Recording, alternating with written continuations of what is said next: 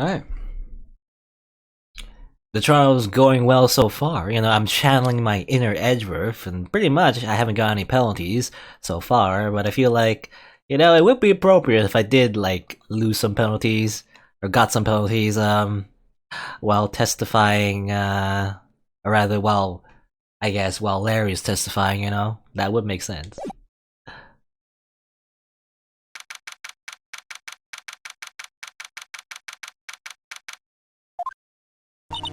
Excuse me, Mr. Edgeworth?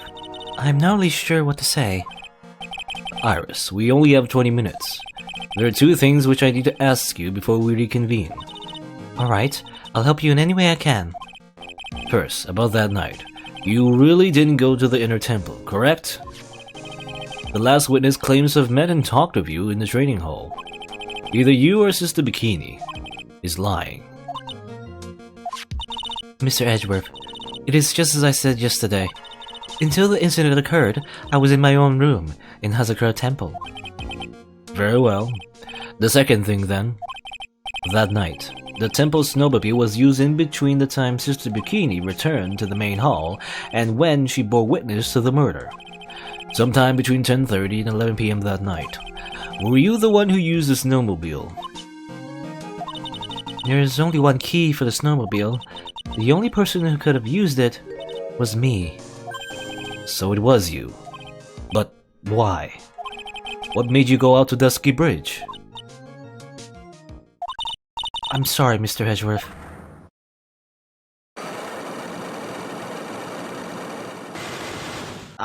Fives! Psycholocks! Iris. I can't tell you about that yet. Yet? Not until her safety is confirmed. Her? The safety of the Acolyte. The Acolyte, huh? She must be talking about Maya. Iris. Look at me in the eye and tell me the truth with your irises. Did you kill Elise Duxnim?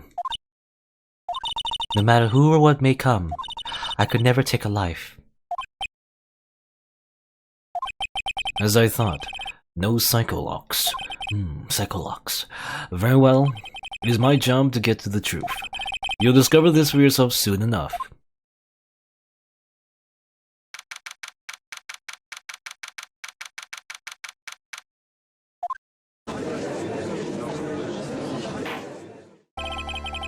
Court will now reconvene.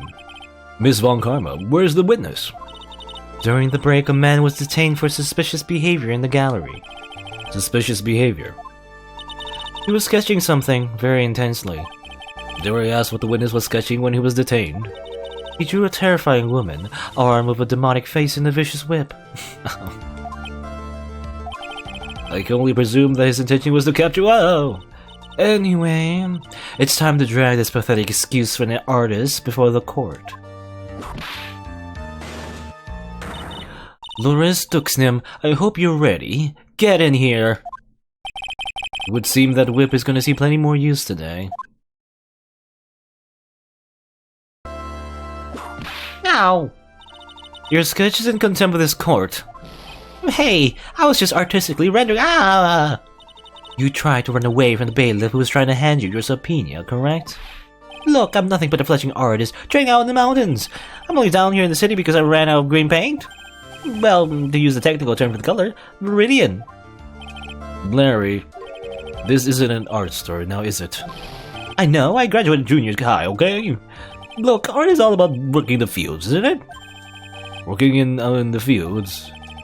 I presume you wanted to say field work, I hope. But that's it. Thanks, buddy. It's kind of sad that I was able to understand his mangled train wreck of a sentence. I just happened to stop in here and found a wonderful new model. So see, I've got nothing to do with this trial. At all. I expect all your faces to be red when you realize this mistake. Bright red. Or to use the technical term, Crimson Lake. Oh! Stop your pathetic blabbing and testify like a man. Refrain from ripping me, Miss Von Karma. Cross-whipping is as bad as cross-checking. A witness, that was all your fault. Testify, now. This is too much for me.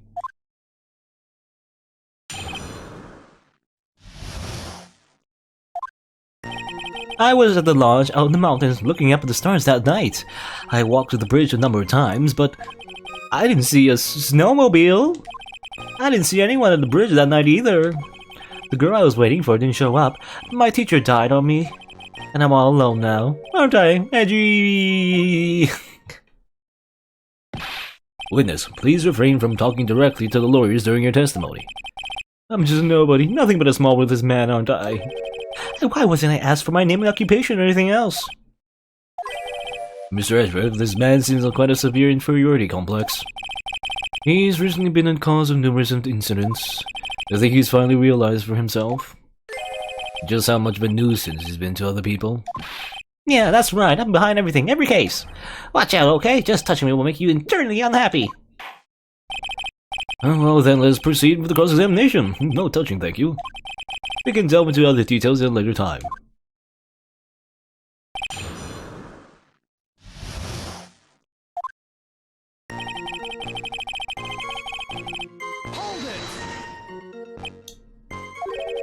Whatever's the matter, Miss Edgeworth? This one single statement is full of contradictions. For a moment there, I thought I was going to collapse. So, witness? Any ideas to where these contradictions in your testimony lie? Depending on your answer, I might stay my whip. Okay, give me a minute. Well, it was snowing that night, so I couldn't possibly have seen the stars. That rundown shack is hardly a lodge, is it? And even if the stars could be seen, it isn't like I was there to look at them, right? See? You can do it if you try. Ah! There's only one issue here. What you saw at the ski bridge. Okay. We're just gonna ignore that statement. A number of times. How many? Well, maybe 5 times. I went once every 20 minutes. Which means you spent almost 2 hours at Heavenly Hall that night. You bet. Real love is about waiting with your heart in your hands. Love, you say? It was this man's attention to summon the defendant to the small shack, using this blackmail letter. Blackmail? No. That was simply a product of overflowing love. Ow. You huffy-puffy, loosey-goosey excuse for whimpering, whining voice of a witness. So what did you see? I hope for your sake you saw a snowmobile. You huffy-puffy, loosey-goosey excuse for whining voice of a witness, eh? Well, you see, being called those names doesn't seem to bother him at all. I assume he's used to it. Larry, you really didn't see it.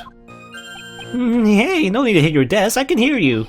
I didn't see it, I didn't see a snowmobile. Larry, say snowmobile for me, please. Snowmobile. If you truly have nothing to hide, then why are you stammering like you just flew over a cuckoo's nest? Or a cuckoo's nest. Cuckoo for Cocoa Puffs. Shut up, what is this? I don't know, don't ask me. It seems I'll need to start from a more obvious contradiction. I'm going to strike the blow that will finally get him to spill the beans. I didn't see anyone at the bridge that night either. You didn't meet anyone. That's right, because I've got nothing to do with this. I'm just here to buy some Viridian plate, okay? Come on, I expect those Chrism leg faces now. It would appear that simply pressing him isn't going to be enough, Mr. Edgeworth. Indeed. It seems he's going to be claiming to have nothing to do with this to the end. I don't want this guy to cost us any more time. I can slice through his obvious contradictions and keep some things moving along. Okay, I think his last statement is pretty obvious. I mean, he did see someone. He saw one Phoenix Wright. Larry Butts, I can understand why you might want to throw your old life away. You're pretty pathetic and you cause all sorts of trouble. I'm sorry. But, have you realized just how much of a nuisance you've been? That could be considered a step in the right direction. Edgy, are you trying to console me? It certainly doesn't sound that way to me. However, I cannot forgive you for simply turning away from the incidents you create. Oh, you're totally pinning this on me. Now then, let's talk about the night of the murder. Sister Bikini, after seeing the murder take place, asked Phoenix Wright to report it. Thus, he headed for the public phone by the bridge. There, he happened across a certain nefarious individual. You, Larry Butts. Oh, that's right, me in the flesh. Listen carefully, witness. It doesn't matter if you change your name. So long as you remain pretty pathetic, you will continue to cause these incidents. The reality will not change. But what do you want me to do then? Larry, what you need to do is change your inner self. But for now, what you saw that night, testifying truthfully about this one issue is all I need from you. Wedgie, I think I finally woken up. I'm woke. Well, I guess I could still be sleeping. But anyway, I'll do it. I'll testify. Well, I'm not sure this will go especially well. Once again, then, witness. What did you see on the night of the murder?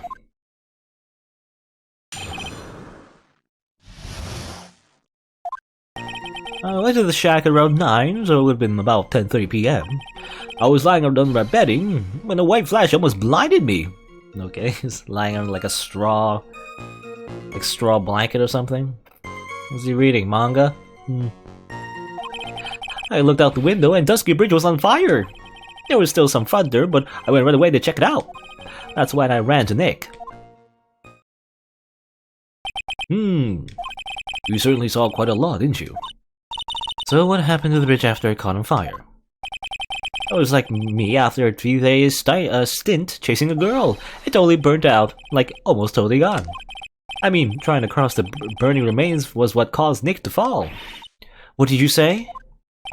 Oh, don't worry, it's nothing life-threatening. He just caught a cold. He just caught a cold, that's it. I never know with that man if he should be called lucky or unlucky. Well, I mean, I don't know if it's equivalent, but you got shot, you know, in the shoulder that one time, and then you survived. So, I guess it's not the same thing, but both of you survived like a life-threatening situation there, you know. Now, Mr. Woodruff, please commence your cross-examination.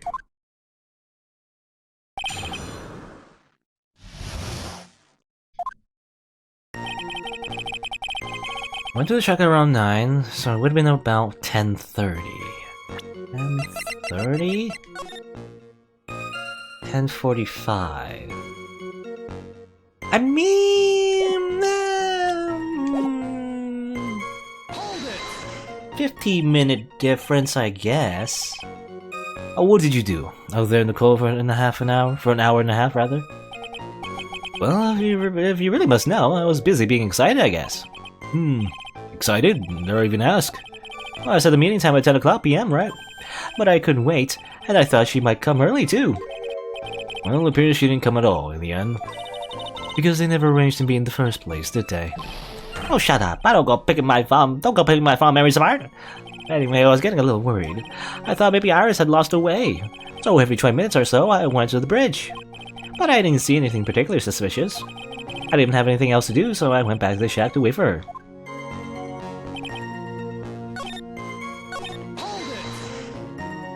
This light was, of course, lightning! Like, kapow! Like a slap from Naomi, honestly. Naomi again. A big bada-boom! No. Or a little like that. Well, that's more like a punch from Miranda. Miranda? Oh, witness, did you actually see the lightning hit the bridge? Well, I was a bit startled by the flash of light, so...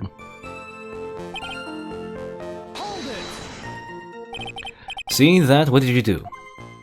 What do you think? I was burning up as well, from the fire in my heart. That's why you went to take a look at the bridge. Well, to be honest, it was freezing cold, so at first I thought forget it, I'm not leaving my covers. But they've been pretty much stopped snowing, so I don't know, I changed my mind. I'm not sure I care for the forget it attitude you had at first, witness.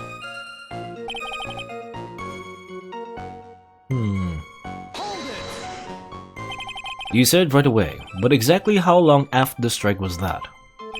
The lightning fell and the bridge caught on fire, maybe around 5 minutes? I mean, I suddenly thought, gotta go check this out. How far is this small shack you were in from the bridge? Oh, hold on, well, yeah, pretty much stopped snowing. I guess about a 5-minute walk? And how did Dusky Bridge look when you got there? Like I recovered a piece of my childhood. I mean, not even the bonfire kids make during school camping trips can compare. Well, should I press him for a little bit more info?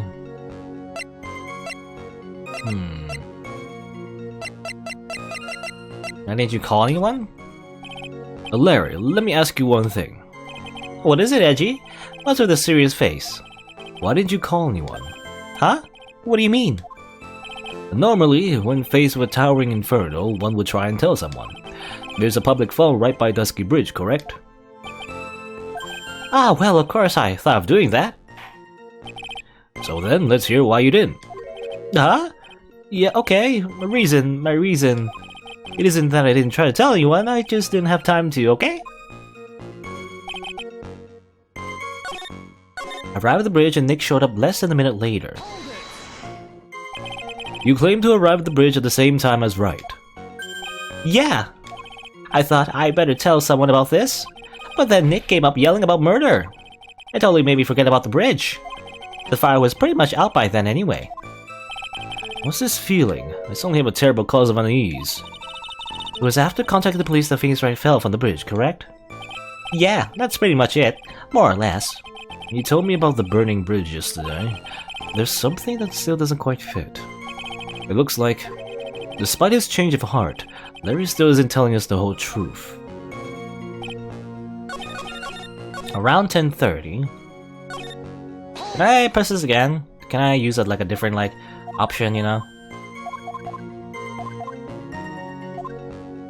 Why did you go to the bridge? So you suddenly thought to check out the bridge. Does this mean that you initially had no intention of doing so? Well, yeah, I guess it does. It was really cold. I didn't really want to go out there. If that's the case, why did you change your mind? I'd like to hear your reasoning.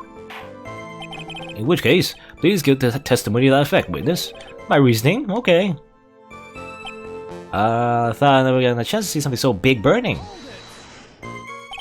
So you decided to go and see what was happening. That's right, we're talking about a massive suspension bridge burning in high heaven. That's not something you see every day. A real like, really special?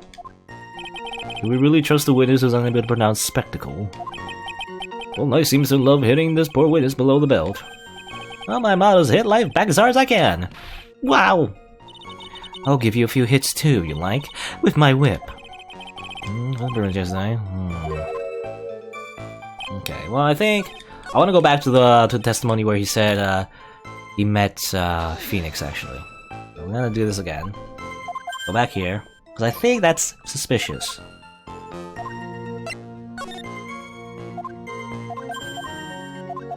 You didn't call anyone, you thought to do that, so why didn't you? Because Phoenix came right after, right? When did he go to the bridge? It was around 10:45, right? When did, around 10:45, and then 30 minutes, starting and then going. But then the murder took place at 11, right? If he said that it only took him like 5 minutes, I guess, to go to the bridge, and then Phoenix just came right after, it will be around 10:50. That's also when the snow stopped, I guess. That makes sense as well. But, if the murder happened around 11, there shouldn't be a Nick up there in the first place. You're lying, Larry! Your very existence being a contradiction, I'm not sure if you can grasp this or not. What the hey, Edgy? You make me sound like I'm some sort of alien! But your testimony is conclusively contradictory. The problem here is the time. I've never been the best timekeeper, you know. 3 minutes after Billy leaves the foot, you follow him on your bicycle. How long does it take for you to catch up with him? Terrible, those. Well, this is much more simple. You saw the lightning strike Dusky Bridge, and immediately went to see what had happened. Is this correct? Yeah, well, I wasted about 5 minutes first, but more or less. I have the weather data from the night of the murder here. According to this, the lightning fell at 10:45 p.m. You say it takes less than 5 minutes from the shack to Dusky Bridge, meaning you probably got there around 11. Well, that all sounds about right, I guess. And then Nick showed up and did his falling act. That is impossible. What do you mean? 11 p.m. is when the murder occurred in Hazakura Temple. Thus, Wright was still there in the courtyard. There's no way that Larry could have encountered him at Dusky Bridge at that time.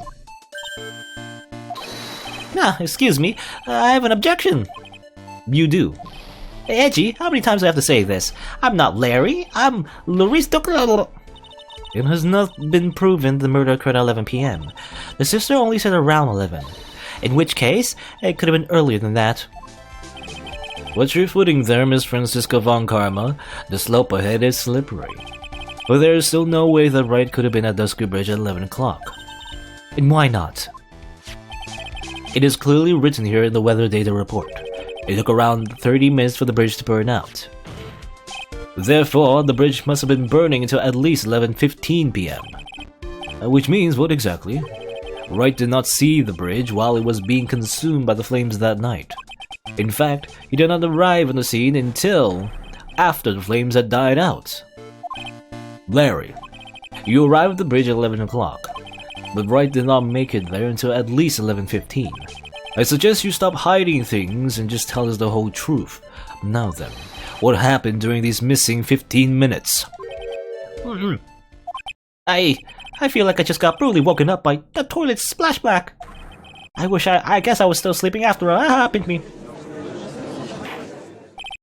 Order. So there was a missing 15 minutes prior to meeting Phoenix Wright. I hardly see that as much of a problem. Yeah, not much of a problem at all. Really? The bridge is burning before your eyes and there's a fall right next to it. Why then did you not report the accident? Oh yes, witness, why didn't you? Were you there simply to watch the bridge burn? So, you know, some people want to watch the whole bridge burn. I don't know. There lies the problem. For even after the bridge had burnt out, he was still there. Staring into space, this witness didn't even attempt to fulfill his civic duty. That's what it sounds like. But this is Larry we are talking about, and even he is incapable of being so stupid. Which means there has to be a reason for his inaction. Wedgie, I think it's about time I got serious with you, dude. Just as I thought. You've been playing with us this whole time. You're the true culprit, the true mastermind. He's been evil this entire time. Listen, I'm gonna tell you everything. Are you sure you want to hear it all? Yes. I may really say it this time. Everything. Ah! Then say it. Very well, I have a terribly bad feeling about this, but let's have the witness finally give us the whole truth. Now, for this 15-minute gap, what were you doing, witness?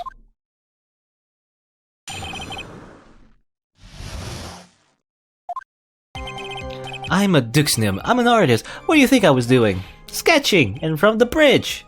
I was whipped up into a frenzy of art. The shock and awe that I was feeling, I transferred it all directly onto the page. Before I realized it, the flames had gone out and then he came running out. Okay, he was drawing it. I suppose artists can be strange folk. Oh, that's right. I'm willing to sacrifice everything in order to draw the perfect sketch. Including the truth from the sound of it. Mr. Edgeworth, has this removed the last of your doubts? Oh, not at all, Your Honor. One very large doubt still remains. And what would that be? This is still a surprisingly believable story, especially considering the source. So why do you think he needed to hide from us until now? He intended to drag the reason out of him. Ha ha ha, hee. You'll regret this, Edgy.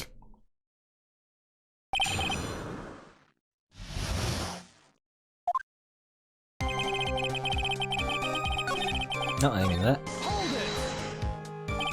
Tell us, Larry.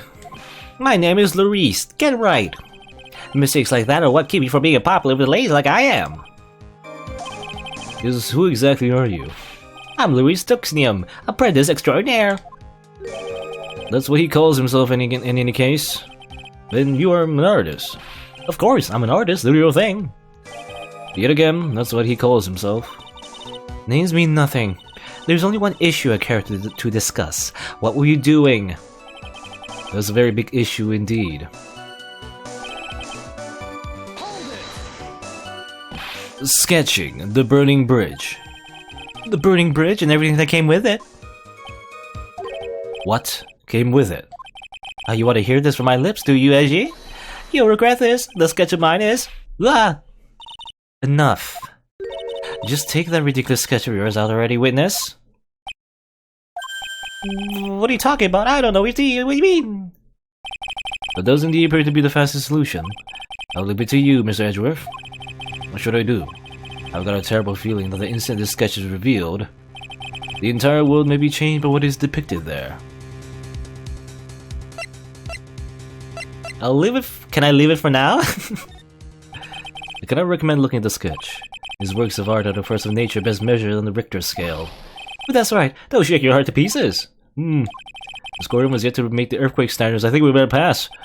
In which case, let's turn to other leads. I want to press his other statements first. Well, the burning bridge moved you that much, did it? I find that hard to believe. You moron, Edgy, I don't understand me at all. If I see an abandoned cat, I find myself passing by with tears in my eyes. I'm a man overflowing with irresponsible kindness. And I use my irresponsible kindness to fill the pages of my notebook. An artist using a notebook. It's so pathetic, it makes me want to cry myself. I command you to go buy at least a proper sketch pad. What's that gonna do with anything? I'm not sure if I care for an artist using a notebook for sketching. Proceed with this. You forgot the passage of time to that extent, did you? Well, once I get caught up in something, I tend to forget everything else. That's true, he's always been that way. I guess he's not lying about that at least. Phoenix Wright appeared on the scene after 11:15. If he was drawing until then, that dispels all doubts. Aside from doubts of his humanity, eh? There's a big clue waiting for me in this cross-examination. This testimony does nothing less than mock the court. But I am sure that there's a vital kernel of truth hidden in it somewhere. Okay. Without stalling, I guess we'll see what he drew. What did he drew? What did you draw? Did you draw an anime girl? I don't know. Let's see. Larry, I wonder if you could show us your sketch, please? Well, even I couldn't have imagined it would turn out like this. Imagine what? That Maurice Duxton's debut will take place here today, like this? Ouch! Show it, now! Okay, but steel yourselves. This is the world of Maurice Duxton.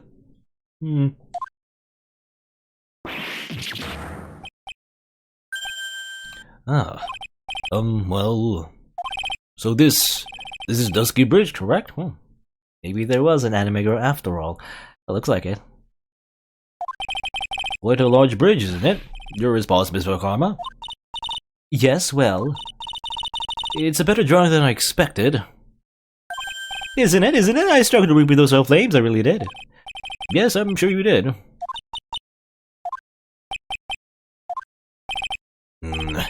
It's gonna get ugly. No one has the courage to bring it up, it seems. This mysterious flying object. A UFO. Unidentified flying object. Larry. What? The burning bridge is fine, but what is that unfortunate looking figure? Ah, you spotted that? I thought you might. However much I want to ignore it, I can't. It's Iris, of course. Iris. I wish she'd take better care of herself. We have to plan our future, you know. What would have happened to her if she had injured herself flying like that? Larry, please, answer this next question honestly. Okay.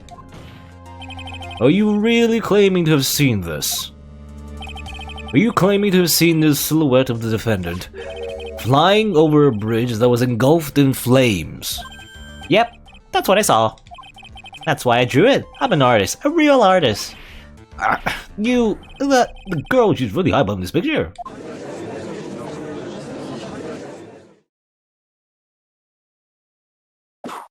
What was that for? This is all a bad dream. I was hitting you on the cheek to test that theory. Well, please whip your own cheek from now on if you wish to test your wild theories. Well, anyway, no court of law will ever acknowledge that people could fly. Well, there was that one time, that one case that involved flying. Actually, there's some precedent for this. There is. Well, she was flying pretty high, my sweet Iris. She was about 30 feet above the bridge, at least. It was really something to see. There has to be some kind of mistake. Mr. Edgeworth, please bring the witness back down to earth. What? Me? This witness is your friend, is he not? Accessory to foolishness, Miles Edgeworth. Let us get back to the cross-examination, by force if necessary. Mr. Edgeworth, I expect you to expose the obvious contradiction here. Yes, Your Honor. Looks like I've got another reason to remember this moron. Well, what did you think of my debut piece? Get that thing away from me. Got his sketch. Now hurry up and cross-examine him. Okay, so we're still in the testimony. The white hood fluttering.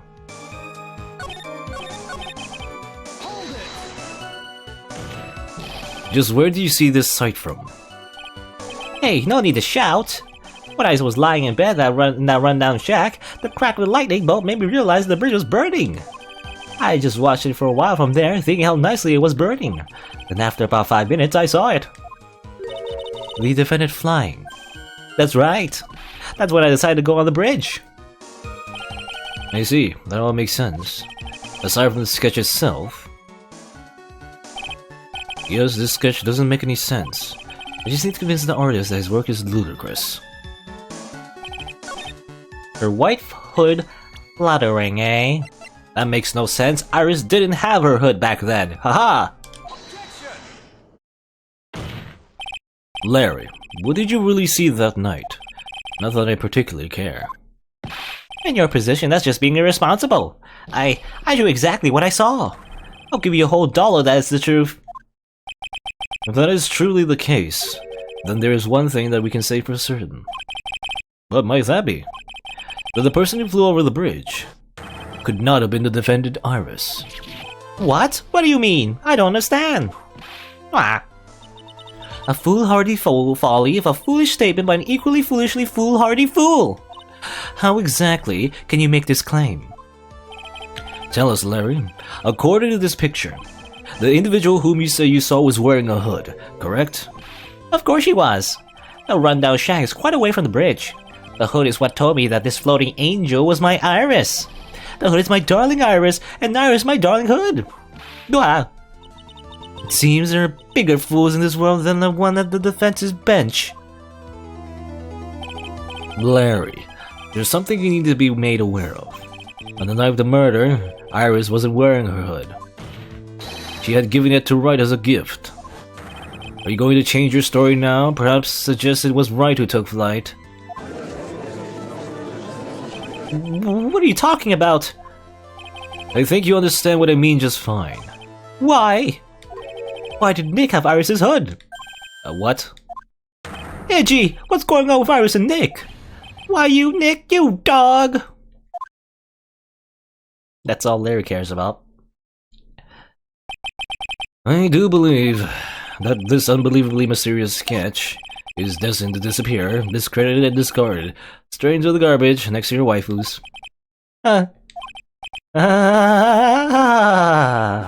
What? What is it now, witness?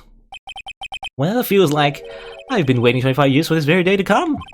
Edgy, today's the day I get to completely stupefy you! What? What was the meaning of your outburst, witness? Oh, I hate to have to do this, but I have some definitive evidence. Definitive evidence? Iris did indeed come flying over the burning bridge, and I, Luis Duxnim, shall prove it. You will? You're a lawyer now? Everyone's a lawyer these days, providing evidence and everything. Well, I didn't expect to ask this again, but we shall be needing your testimony once again. Tell us anything you know concerning the defendant as depicted in this sketch, and show us your evidence that this nightmare was actually a reality. Okay, I hope you're ready, Edgy, because I'm gonna feed you a whopping serving of pain. You've been serving us a whopping serving of pain this whole time, trust me. Proof that Iris flew, eh? When I reached Dusky Bridge, she was already gone. I was so worried, so I frantically searched all over for her. That led me to finding a beautiful crystal sphere half buried in the snow. I'm sure that Iris was simply wearing a spare hood. After all, no one else could have lost a crystal sphere that night, hmm? The crystal sphere? This one. Pretty, isn't it? The finders keepers, and that's totally not blood on it. That sphere, where did you find it? Oh, let me see. Around here somewhere? Looks about right. And it was half buried in the snow. It pretty much stopped snowing by then, but there was still some falling as I walked to the bridge. The court accepts this crystal sphere. Oh, that's mine, okay. I want it back afterward. There's something on it. Oh my, it's blood! What? Blood? There's blood on it. Oh, you ready, Edgy? By tomorrow morning, you'll be calling me Master Larry. Yeah, I like the sound of that. No one's gonna push me around anymore. Didn't you want to be called Louis Duxnum only a few minutes ago?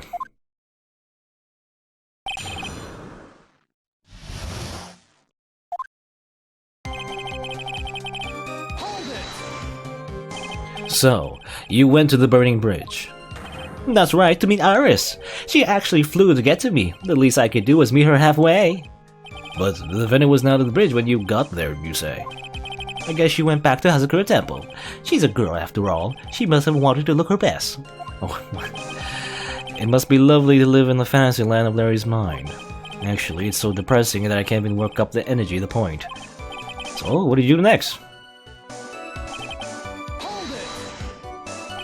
So you searched all over for her. She was flying pretty high, you know. I thought maybe she slipped on her landing and got hurt. Hey, it was more than possible. Also, when I headed out to the shack the first time, I was snacking on a banana. I was pretty sure I threw the peel away somewhere around there, so you know. Could one guy really be this stupid? So did you find any signs for a so-called landing? I don't really remember. I kept on falling over myself and kinda lost it for a while there. You fell over yourself? Yeah, the snow was deep and there was even a banana peel out there. Yep, there's stupid and there's Larry Butts. Well, the short of it, that you didn't find any signs of a landing, correct? What happened next? Crystal sphere. Half buried.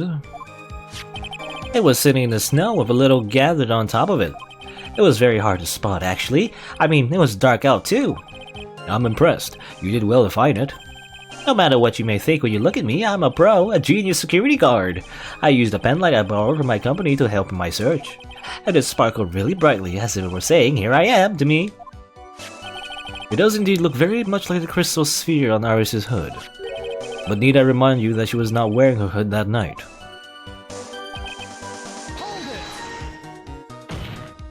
Each nun is assigned their own hood, and they're assigned only one. I don't know anything about that, okay? And Iris is special, alright, dude? Even if she did steal a spare hood, I'll forgive her. This is getting us nowhere. We're destinations for the day, it seems. However, this crystal sphere was found near the bridge, and that's a fact. It didn't come on from a hood, where it could have come from? That is the question I aim to answer. No one else could have lost a crystal sphere, Let me confirm this one last time, Larry. The reasons you thought this was Iris are the hood and this crystal sphere, correct? That's right, my gut is never wrong. I met that old bikini the next morning, and her crystal sphere was still there, safe and sound. Indeed. And this has been real early as day. This case isn't going to end without a fight. Exposing the obvious contradictions in this testimony will be easy, but I fear that all that awaits us are further mysteries. Okay. No one else have lost the sphere that night? I mean, we can show the staff. It doesn't say that it's missing something. Maybe we should show the picture, you know?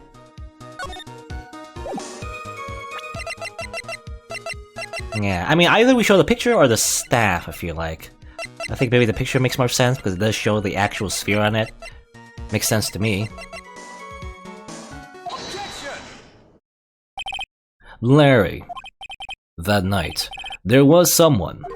Someone who lost the crystal sphere. There was? Who? Who was this stupid idiot? Miss Elise Duxnum, the mentor to us stupid idiots. The victim. I have a photo of her here. And on the end of her snuff, you can see a familiar looking crystal sphere. Hey! That's my photograph, give it back! Wow! The crystal sphere like that is quite easy to find. I have one just like it in my brooch. They look nothing alike. In any case, please take a look at this. This is the victim's staff found at the scene of the crime. Well, the crystal sphere. It's gone. Whoa, whoa, whoa, whoa, whoa. What? What? What? What? What? What? What does this mean? If anyone jumped or flew across that bridge that night, it certainly was not Iris. After all, she was not wearing her hood. More importantly, the crystal sphere found at the landing site was not hers either. That means the one who flew and dropped the sphere was the victim, Miss Elise Duxnam? A fool alongside another fool on the fool's errand to reach a foolish conclusion. First of all, this sketch, which I prefer to call a scribble, is ridiculous. People cannot fly, thus it is rejected. Oh, you can't do that, I saw it, with my own two, ay. And this crystal sphere, this is nothing more than a red herring. Do you honestly believe that? I'll give it some thought. I'm sure you realize it as well, Miles Edgeworth. Elise Duxnam was in her room on the night of the murder. There is no reason for her to go to Dusky Bridge. Therefore, this sphere cannot be related to this case. That is all. Miss Franziska von Karma. The only people who will accept that explanation are scatterbrains and clowns, especially Mo the Clown. I really hate that guy. Why are you pointing at me? The victim's crystal sphere was found near the bridge on the night of the murder. Yet you expect us to believe this has nothing to do with the case. That crystal sphere, it was probably thrown away at the bridge after the murder. After the murder? There is blood on the crystal spheres in there. This naturally suggests that it was thrown away after the murder took place. The killer placed it there to throw the investigation off the scent, which is the exact same reason that he drew that ridiculous sketch. Wait, what? You mean I'm the killer? No, all joking aside, just when did this crystal sphere appear near the foot of the bridge? Unless this can be proven in some way, I refuse to believe that this is related to the case. She makes a valid point. There is no evidence that Elise Duxnam left Hazakura Temple that night. However, if somehow this crystal sphere can be proven to have been dropped before the victim was killed, then this case is going to transform to something else entirely. Your response, Mr. Edgeworth? I want your final opinion on the disposition of this crystal sphere. If it's not related to the case, then this witness who you called will have been nothing more than a monumental waste of time. Or monumental, rather. Prepare yourself for some very appropriate punishment, Miles Edgeworth. Can I prove it? Can I prove that the crystal sphere was dropped before the murder took place? Can I prove that the murder was dropped before the murder took place? Half covered in snow.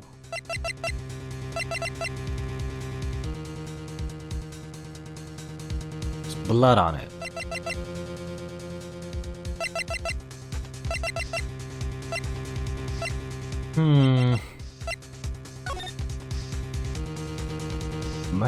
But the thing is, like, why is there blood on it, though, if it was before the murder took place? That makes no sense to me. That makes no sense! It has to be after, if there's blood on it. And where did he find the, sphere? He found it near Dusky Bridge. When there was lightning and everything, right? At 10:45? Then why was it half buried? Because that's the one thing. Like, why is it half buried in snow? I mean, I guess that's the only thing I can think of. Unless someone, I don't know, smooshed it into the snow. Otherwise, why is it half covered in snow? If it was after the murder, not before it. If it was after, then it wouldn't be half covered in snow, it would be just on top of the snow, right?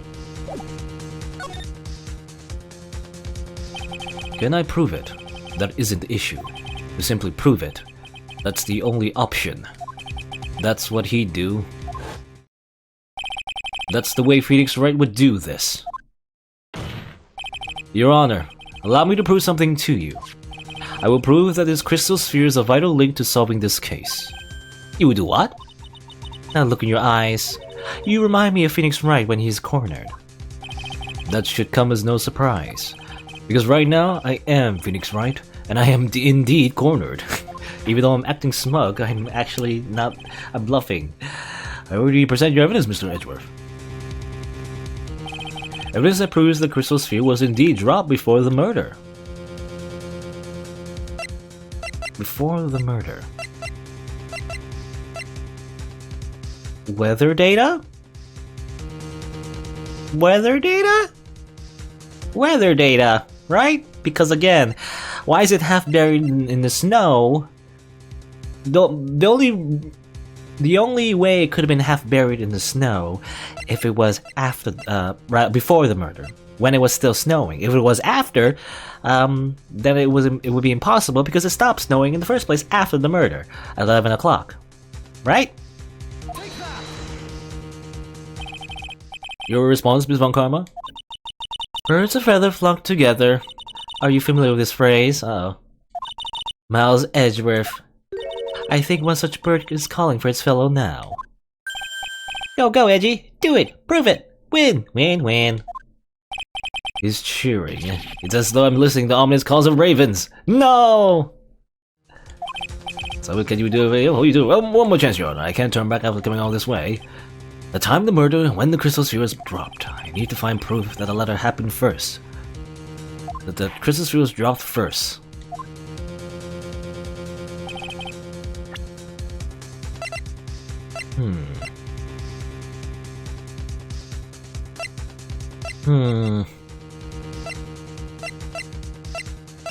So it's not that. Am I in the wrong? Am I on the wrong track? Because I feel like it probably has something to do with the snow, right? If it's not that, I don't know. Can I just prove? Hey, prove evidence that the crystal was being dropped before the murder? Here, look at the sphere. Can I do that? Because it does say half covered in snow, right? This crystal sphere, it was half buried in snow, correct? Okay, so you are supposed to just show the sphere. I don't know, I thought it would be obvious by connecting it to the weather data. I thought that would be an answer too. I don't know. Anyway. That's right, if it hadn't stopped snowing, then it would have been game over. The snow would have totally covered it.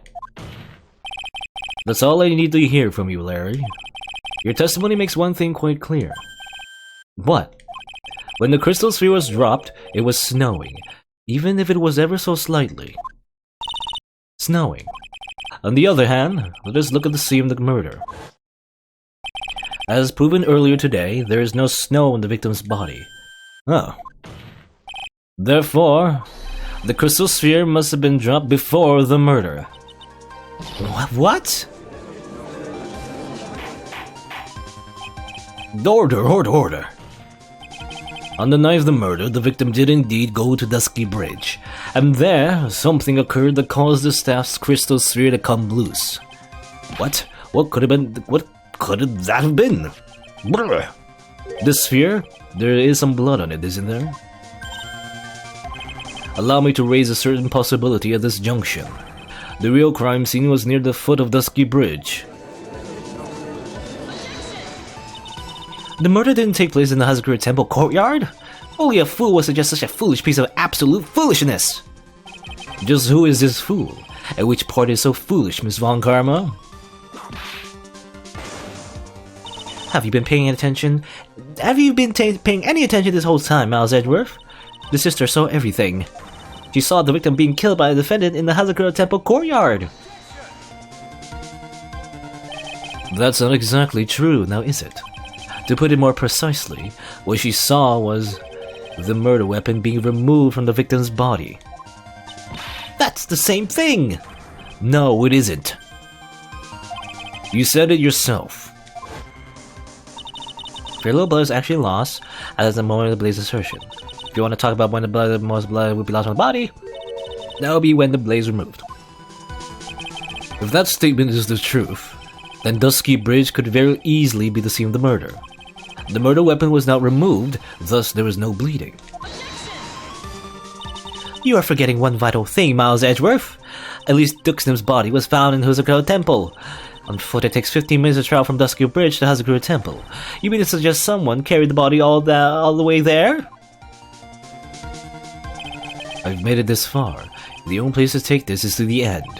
I just need to prove that my version of the events is also perfectly plausible. Now the defense is ready, the court would like to have an explanation. Please show us the method by which the victim's body was carried to Hazakura Temple. With the frickin' snowmobile! Take that! On that snowy night, there's one way that the body could have been moved. The snowmobile. Oh. Nani. As we know, the snowmobile was used that night. It was explained as having been used to dispose of the murder weapon, but it could have been also been used to carry a body. Order, order! This is completely unacceptable, Miles Edgeworth. You've dug yourself into your own grave. What do you mean? The only one who could have used the snowmobile was the defendant. She's the one who moved the body. Doesn't that put the final nail in your coffin?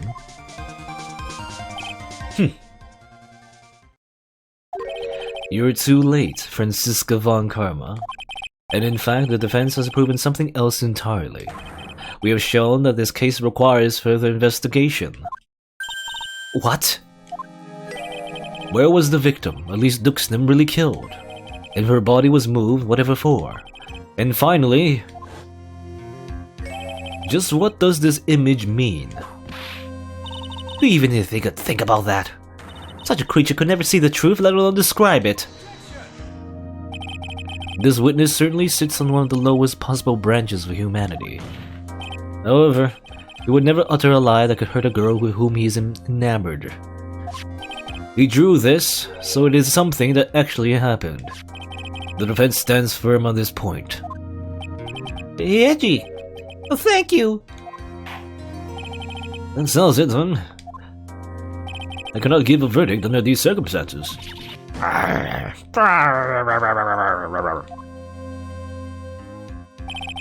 Right. I seem to have fulfilled my part in this. It is just as I thought. Franziska von Karma, you make a wonderful partner. Shipping? Excuse me? Are you, like, proposing? No. There was a reason, when alone, for me being here. To expose the darkness lurking in this case and then pass it on to Wright. Really? Oh, that's what this was all about? You could have just told me that from the very beginning. Then I wouldn't have had Frenzy whipping me all out. Miles Edgeworth, I don't care what you're here to do. It was my chance to finally grind you under my heel. A shame that your chance seems to have slipped you by. Oh, what a This is all your fault. Such a terrible witness. You're an affront to all the legal system stands for. Wow! I demand satisfaction! Larry's dead. I cannot believe that a witness's testimony relates to an actual event. However, there's some sort of answer for the question it raises. Have his words here today been the truth or lies? Next time we gather in this court, those are the matters that we shall be addressing. I'm counting on thorough investigations by both the defense and the prosecution. And with this, the rest is up to you, right? Court is now adjourned. Poor Franziska, she's such a jobber. She's just there to lose, even though she's all about winning. Ironically, she's never won.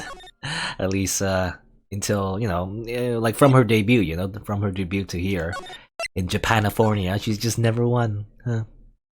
Anyway.